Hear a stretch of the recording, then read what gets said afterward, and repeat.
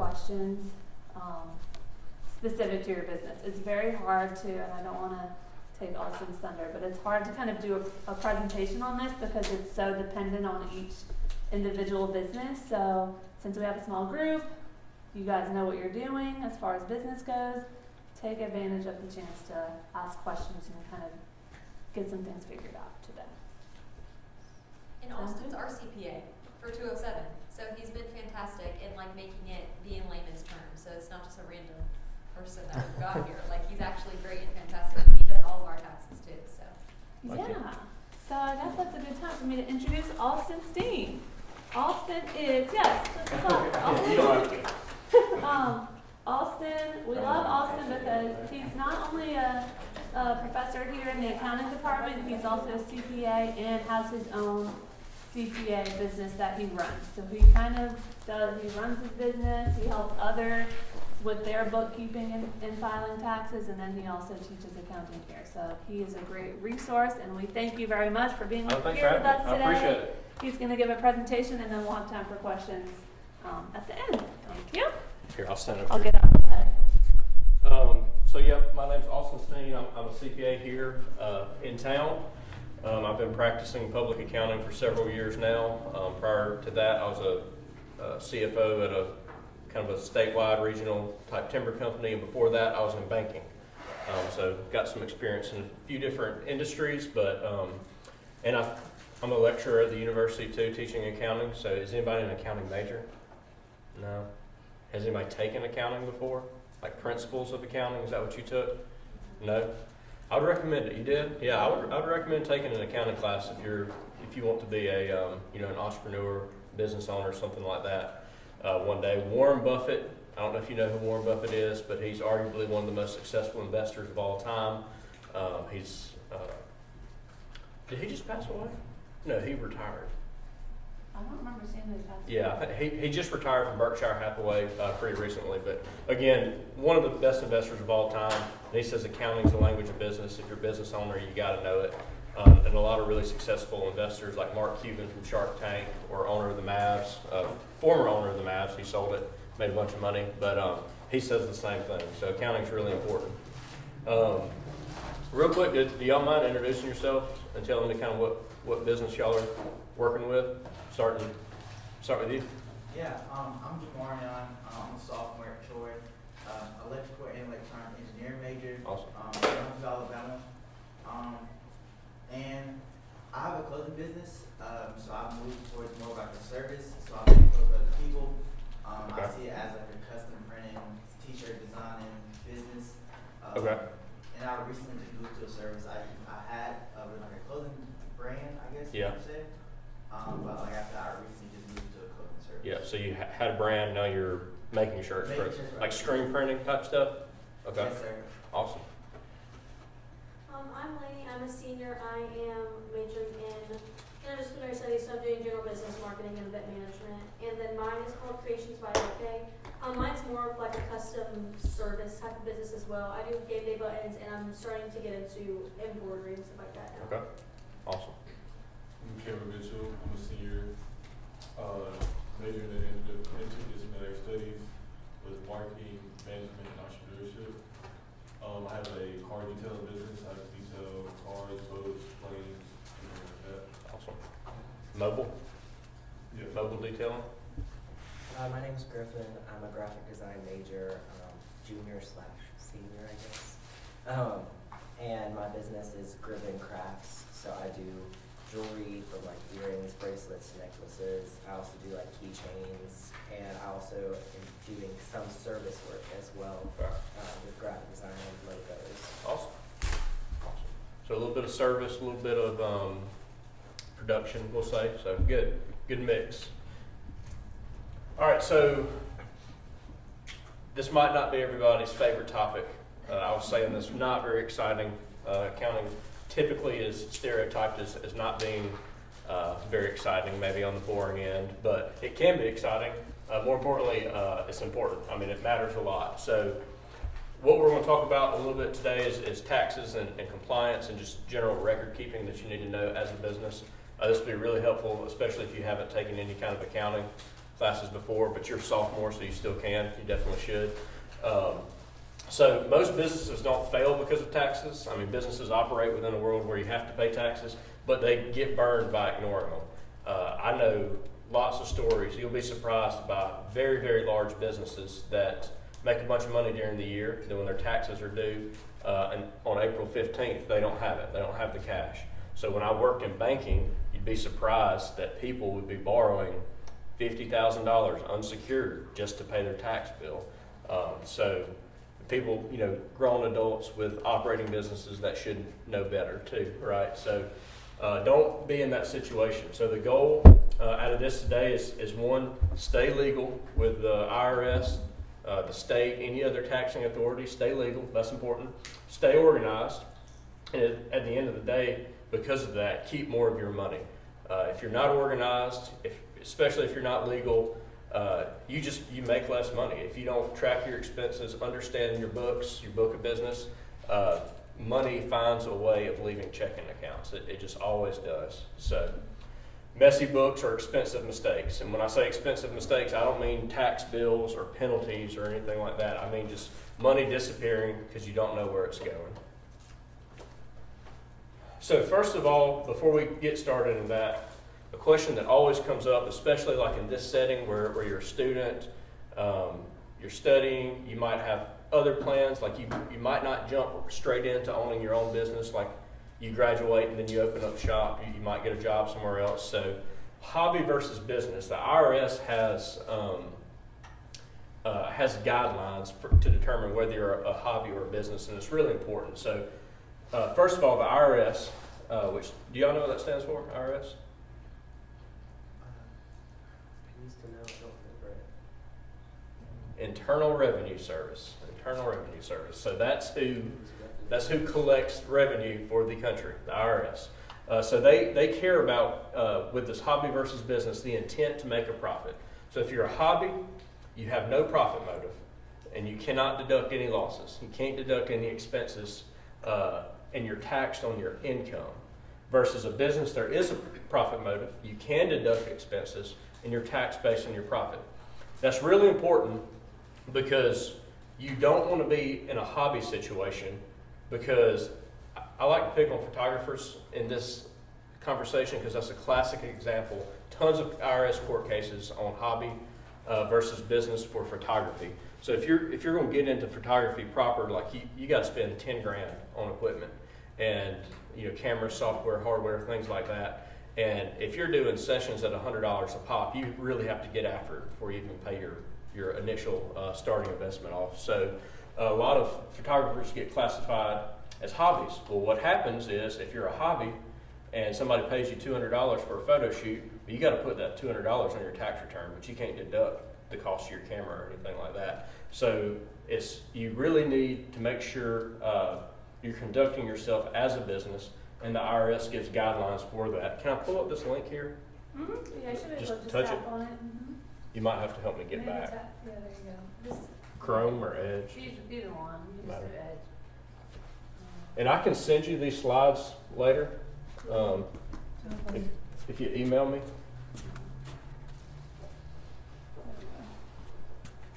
Okay.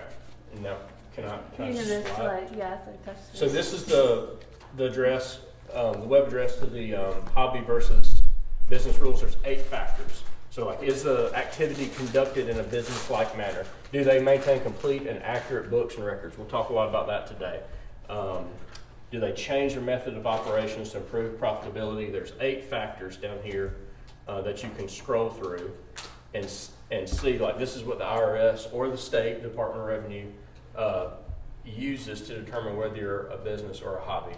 So not one factor will make or break you, but just looking at all the facts and circumstances, like, are you generally following these key points? So make sure to be familiar with these. Like, if you want to go for it and have a true business and not be classified as a hobby, be familiar with these and make sure you can justify that. Does the activity have elements of personal pleasure or recreation? That's such a dumb question. I was helping a client that was under audit. He had a farm and they were classifying it as a hobby. And the auditor said, "Do you enjoy farming?" I'm like, do you enjoy being an auditor? Like, don't you want to enjoy your work? That's a dumb question, but it's on there.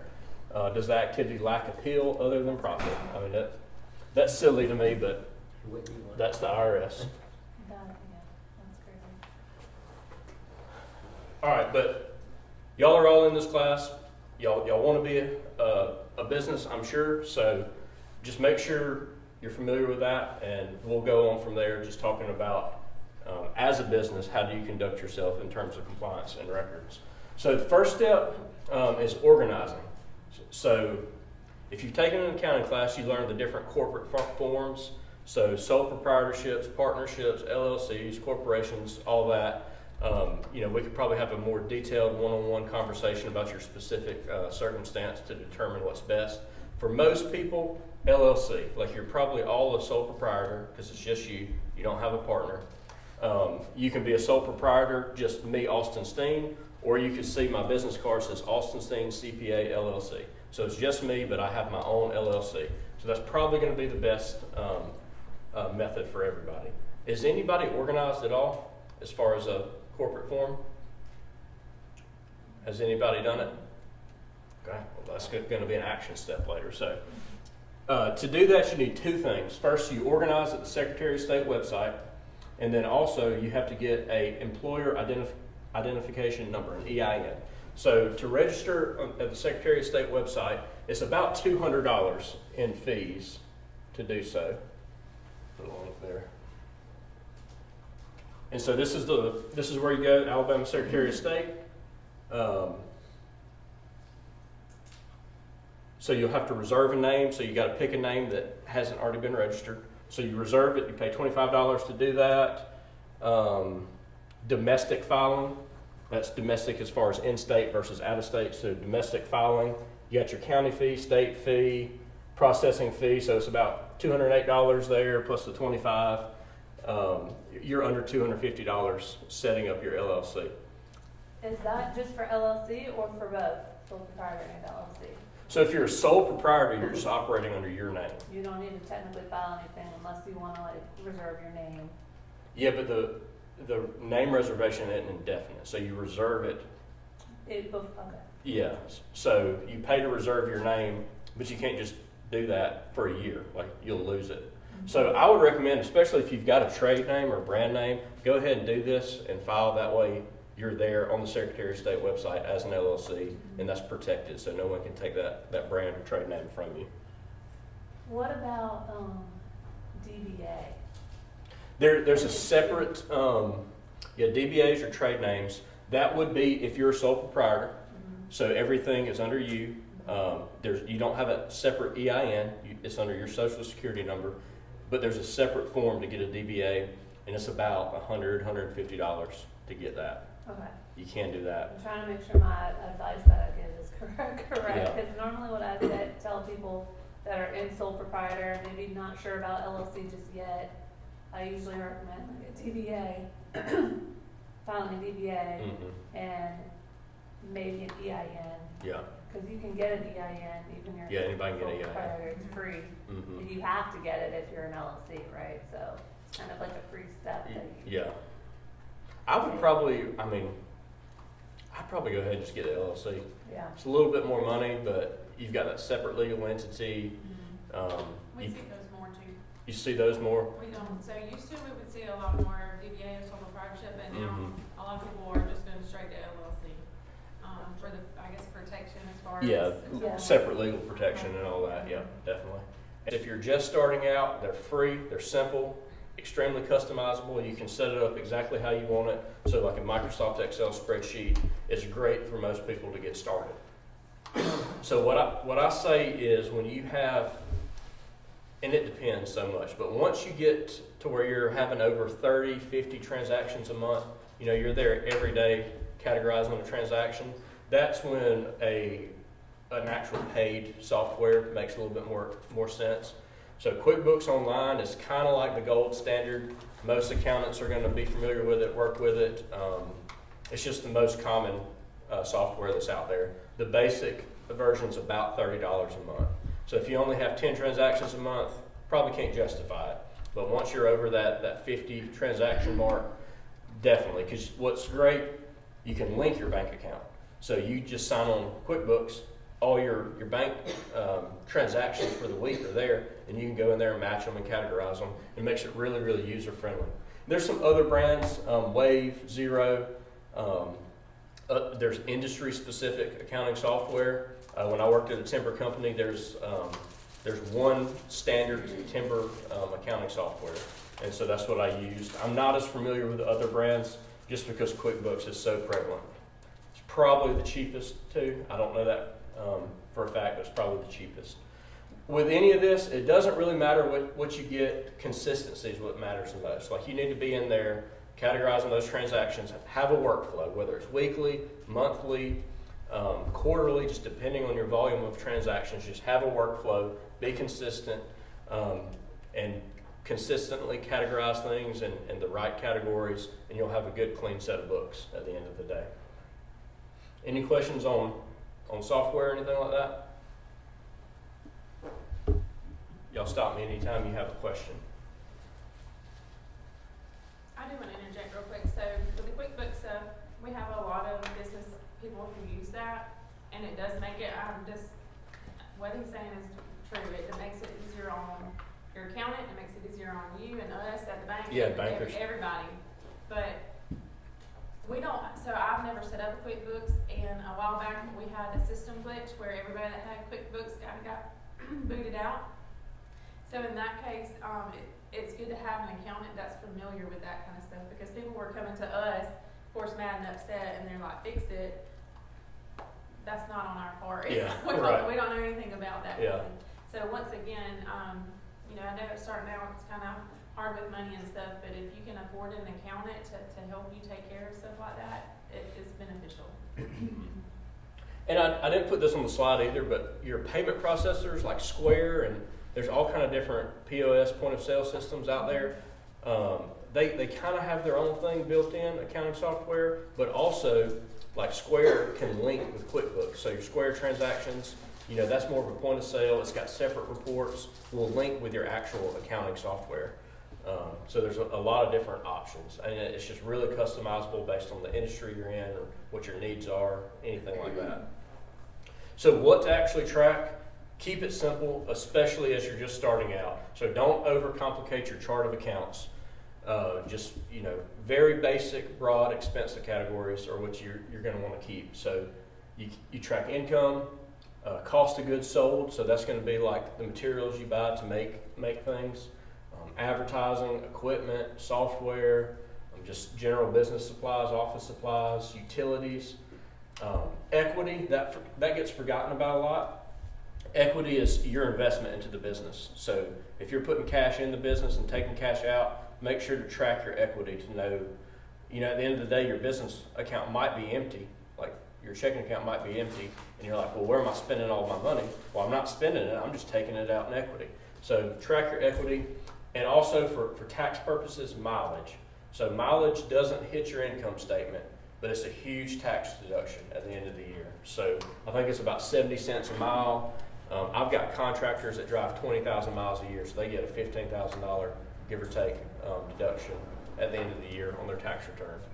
And things like QuickBooks have mileage tracker apps that will track you, and then you can go back in hindsight and say, oh, well, this was a business trip, this was personal, things like that. So that's a really underlooked, underutilized deduction that can be really big.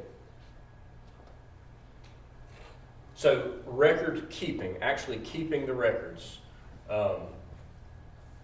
At the end of the day, all these expenses, income, can you prove it? That's the question that the IRS or the state is going to ask. Can you prove it? So digital's fine if you don't want to keep it in boxes. It might be preferred. If you go to Lowe's and buy some supplies for your business and you put that receipt in a box, have you ever pulled out one of those old ink receipts after 2 years?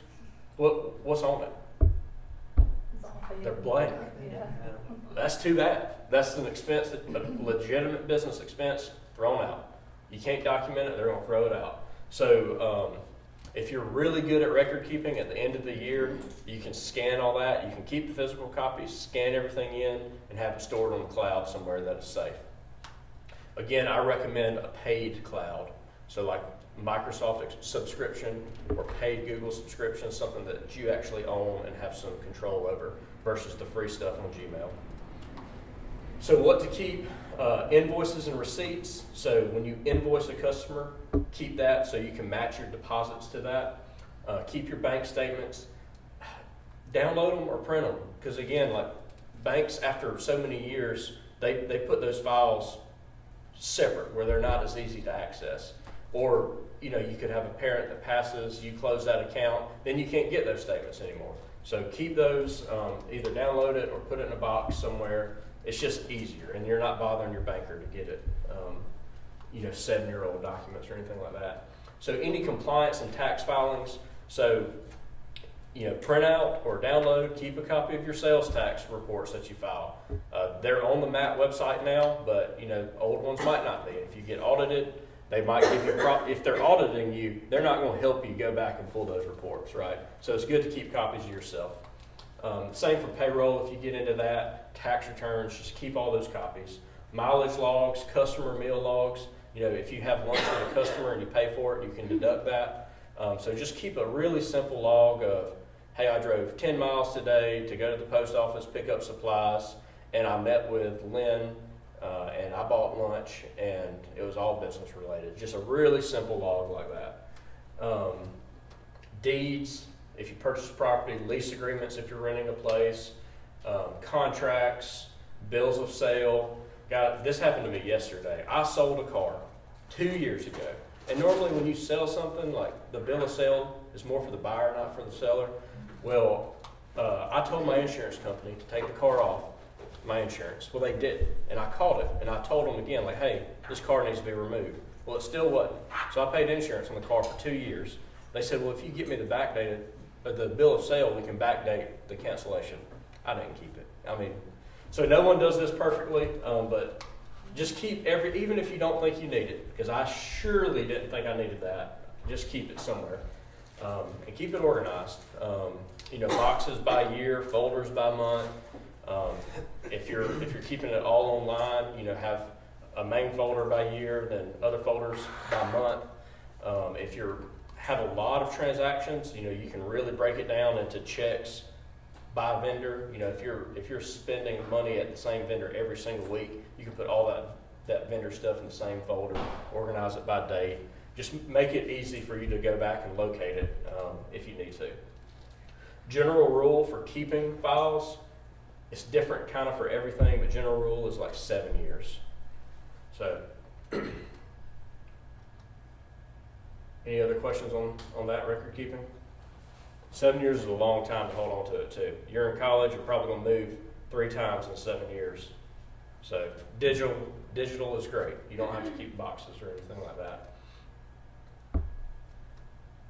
All right, so with all this, develop your monthly routine. So it's not the case that as soon as you get a bill, you need to stop everything you're doing and pay that bill. A lot of places give you 30 days to pay, 10 days to pay, something like that. So just develop a routine for paying your vendors so you're not dropping everything every other day to pay something. So pay them maybe once a week, once every other week. Collecting payments from customers, invoicing.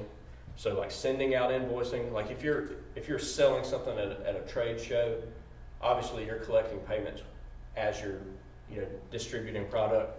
But if you're a service based like me, like I invoice everybody at the end of the month. That way it's just easier. So a lot of businesses do that.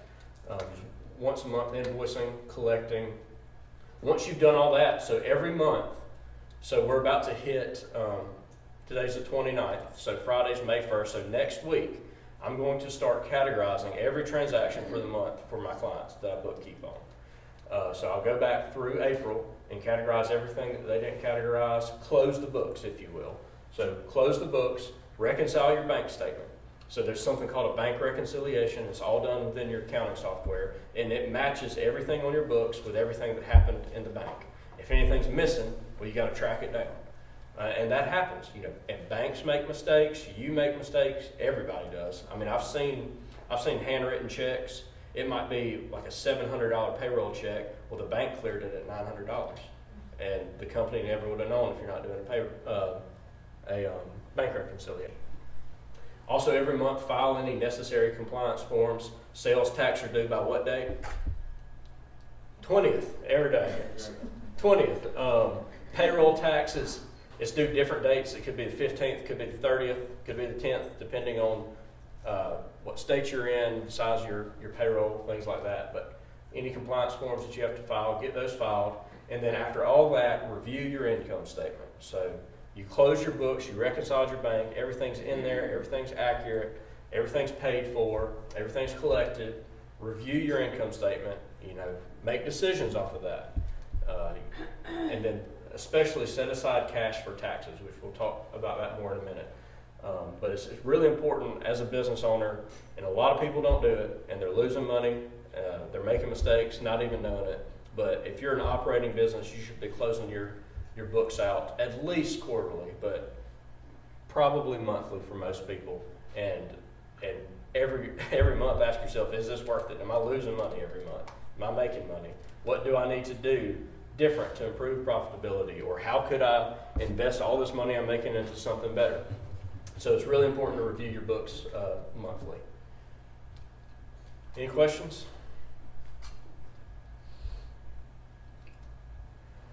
All right, we'll talk about income tax in a minute. Sales tax. So we just have one person filing sales tax in here. Is that right? So sales tax, first of all, as a principle, it's not your money. It's not the business paying sales tax. Sales tax is collected from the customer at the time of the sale, and the business remits it to the state. And you actually, it is burdensome, and the state recognizes that. So you get a little bit of a discount. So you kind of keep a little bit off the top before you remit it to the state, depending on how much you're collecting. If you're collecting a lot and there's a lot of regulation or a lot of compliance burden, the amount that you keep is a little bit more. So, but it's tough on the 20th when you have to write that big check. Sitting in your checking account, you like money sitting in your checking account, you think it's yours even though it's not. The customer paid it to you for you to pay to the state, and then so it's tough on the 20th to write that big check. It's not applicable to all businesses. So service businesses don't pay sales tax. Sales tax is a huge compliance burden for some businesses. The rules are complicated. They're complicated to me. I always have to look up, should they be paying sales tax? It's different with everybody. There's a lot of nuance. And if you're shipping products all over the country or all over the state, you're supposed to be remitting and paying sales tax to wherever that product arrived. So if you're shipping stuff to Birmingham, you might have to pay Jefferson County sales tax even though you live in Troy. And then even within Troy, you've got Goshen, you've got Troy City, you've got Troy Police Jurisdiction, you've got Pike County, you've got the state of Alabama. It's just really aggravating. Kudos to you for doing it, for sure. Most people don't want to do it, and most people hire it out. Yeah, I was just gonna say, Laney and Griffin would apply to y'all, but since you do it through Student Made handles it all. So I need Austin to give this presentation when I'm trying to sell Student Made. It's such a great benefit to students, just the sales tax alone. Yes, yeah. It's worth paying somebody to do it, honestly. It really is. Any questions on that, sales tax? Okay. So income tax, this is the big one. So as a sole proprietor, single member LLC, or even a partnership, partnerships are flow through. Your income tax is determined when you file your tax return, your personal tax return, which I put it on there, but April 15th is tax day, right? I think everybody knows that. So as a business owner, you're taxed on your profit, which is income minus expenses. What's left over is your profit. That's what you should be looking at every month. And based on that profit, that's what you set aside for taxes. No one, as a business owner, no one withholds it for you. That's a huge deal. So I work at the university. Ashley works at Max. So she's getting paid. Max is withholding tax money from her paycheck and paying it to the government for her. That way it's not a big shock at the end of the year. I think everybody should experience what business owners experience, because they would be a lot more, I guess, on top of or aware of how the government wastes their money. Because if it's coming out in little chunks, bi-weekly, you don't really notice. But if you make $100,000 in a year and you have to write a $25,000 check at the end of the year, then you notice, and that's hard to stomach. So no one withholds it for you, and that's a huge deal because of the large delay. So say 3 months ago in January, I sold a piece of property or stock or something, and I had, just say, a $100,000 gain. So my tax burden on that, just say, is $20,000. Well, I don't have to file my taxes until April 15th of the next year, 2027. You can also get an automatic extension. So I file taxes for people. I don't like to file mine first and then extend other people's. So I might extend it for 6 months, October, get around to it.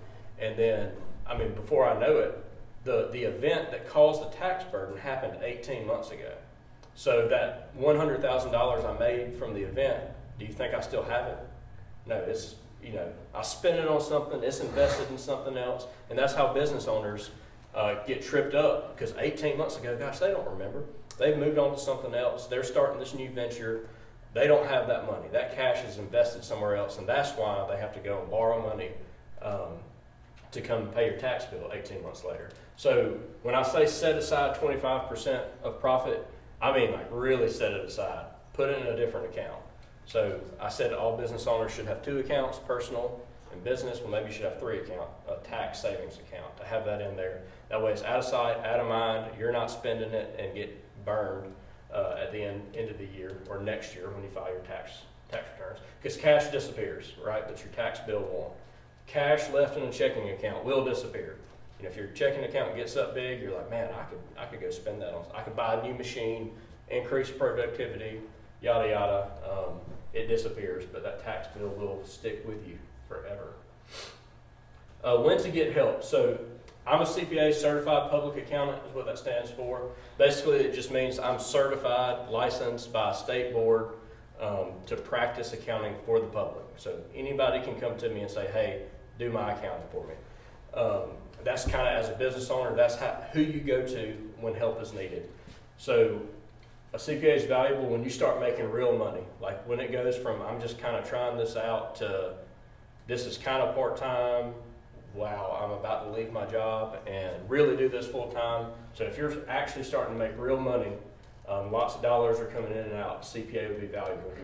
A heavy bookkeeping load, you can handle 30, 50 transactions a month, but if it's hundreds a month and you're spending your valuable time as a business owner doing the books when you could just be outsourcing that, a CPA would be a great person to talk to. Ongoing compliance burdens. So I do a lot of sales tax and payroll tax just because it really is burdensome.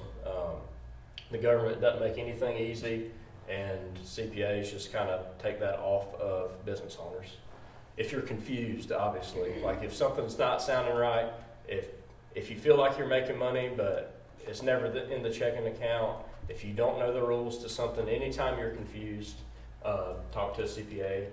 And if you want to optimize your tax burden, meaning get it as low as possible. Lots of tricks of the trade that, if you're not an accountant with years of tax experience, you just don't know. Like a lot of that stuff you learn, not in the classroom, but actually doing it. And with that, I would say always, if you're a business owner, if you just have the W-2 and that's it, that's fine. You can get on TurboTax and file it. If you're a business owner, always have a CPA file your annual tax return.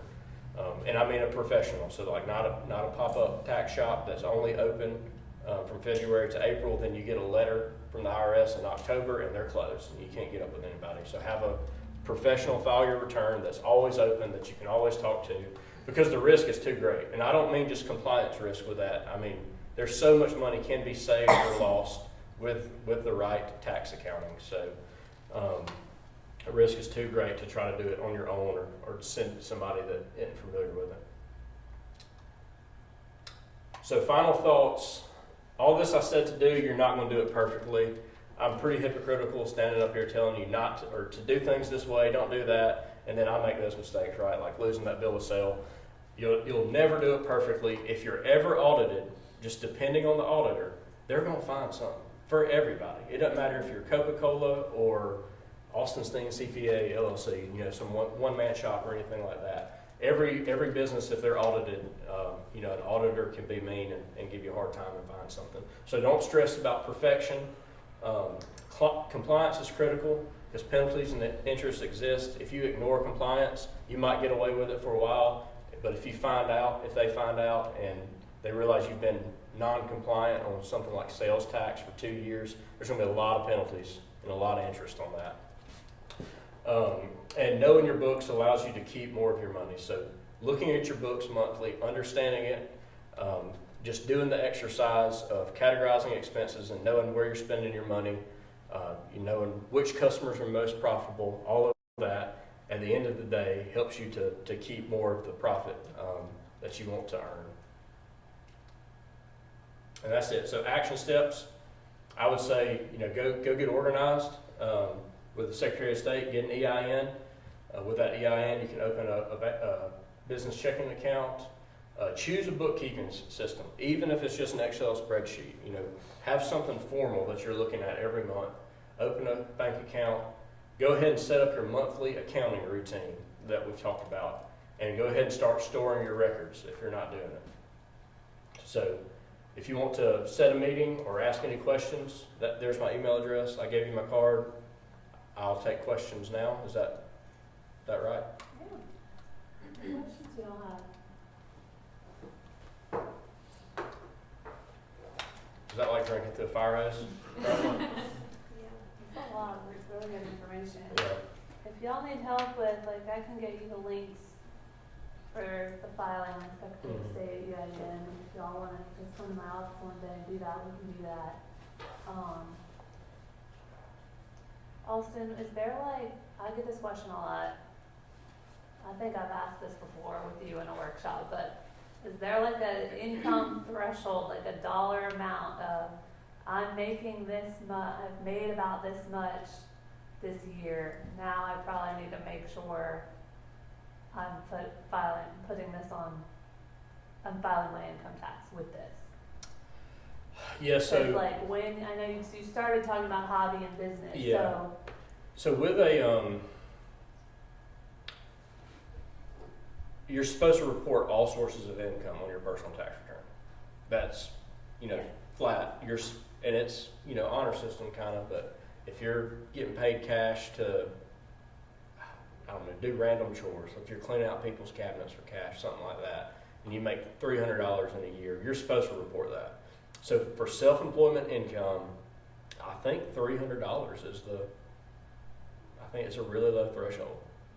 Now for W-2, the standard deduction is, it changes every year, it's about $15,000. So if you work a GA position and you make $12,000 and that's your only income, then you don't have to file a tax return. But if you have self-employment income, it's taxed differently. So that's why you have to pretty much file. So I filed a tax return for a guy. He started his business in like November. I think he had like $5,000 in income and like $5,000 in expenses. It was basically a zero return, but that's there. Yeah. He wouldn't do a refund. He didn't owe any taxes, but you got to file it because you don't want the IRS to come back and say, oh, well, you didn't file this return and we pulled your bank statements and there's this much in deposits that you have to account for. So, yeah.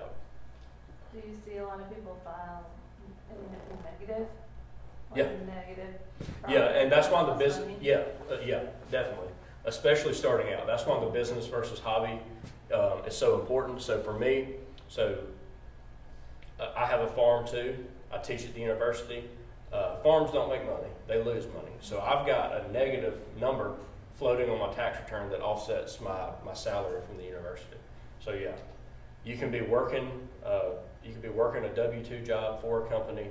You're just trying to get your business started on the side, and it's probably going to lose money to start with because you're investing. You're buying equipment, you're buying machines, you're trying new things, right? So there is definitely a ramp up period where businesses lose money, and that's on the IRS kind of like checklist. They like to see a profit 3 out of 5 years, but that's not a hard and fast rule or anything like that. Makes sense. Service businesses typically will show profit easy because there's just not as many expenses if you're just doing straight services. But any like farming is just very capital intensive. You have to put up money up front, and that's deductible. And manufacturing, things like that are like that as well. And then when you get really big, you can start talking about buying vehicles through the business to offset other income, things like that. There's a lot of there's pros and cons to being a business owner, besides the fact that it's just hard to own a business. But as an individual, you get taxed on your top line, like your gross income. The business owner can take deductions against that top line and then gets taxed on the profit. So. For those of y'all on student aid, I'm trying to remember what they told you, the accounting people from student aid told you about taxes. They said they were gonna send a form only if you made over a certain amount, right? 3,000? It was a big number. So, okay, so the students who made money through student aid, the company was going to send them some sort of form if they made 3,000 or more. Most people did not make 3,000 or more. So under that, I it's think kind they of said like, out you're of the supposed to whole report company. that as Yeah. self-employment income. But they were only sending you a tax document if it was over. Yeah, there's thresholds for Does that that. So that's a sound okay? 1099K, Okay. and there's different 1099s, and the threshold is different depending on like what Okay. type of business it is. Yeah.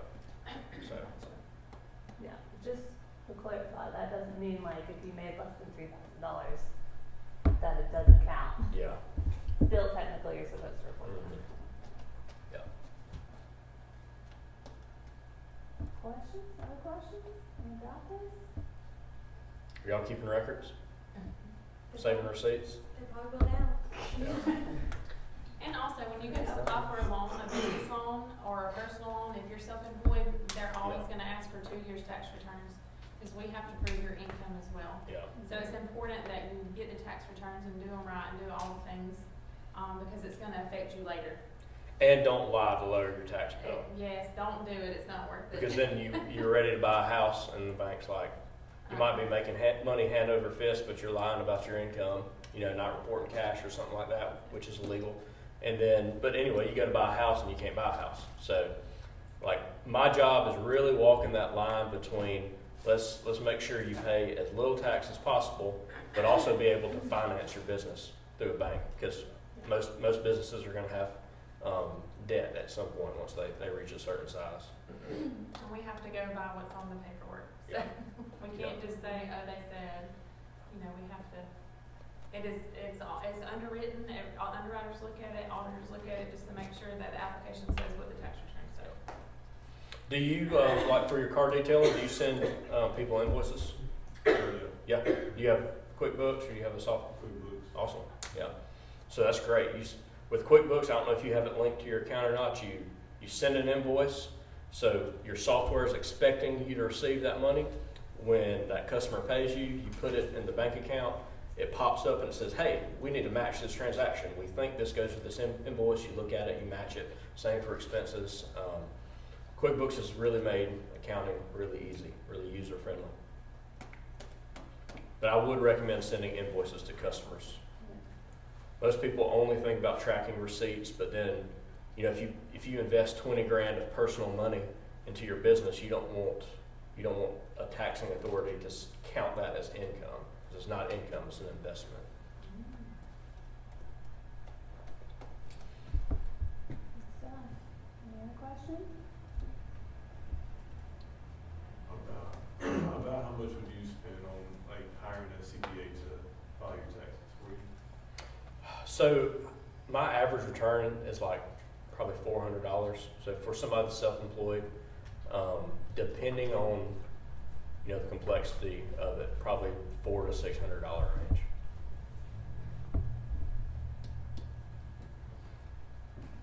I would say most good CPAs, if you're a business owner, you're going to save that. Just talking through tax compliance for sure.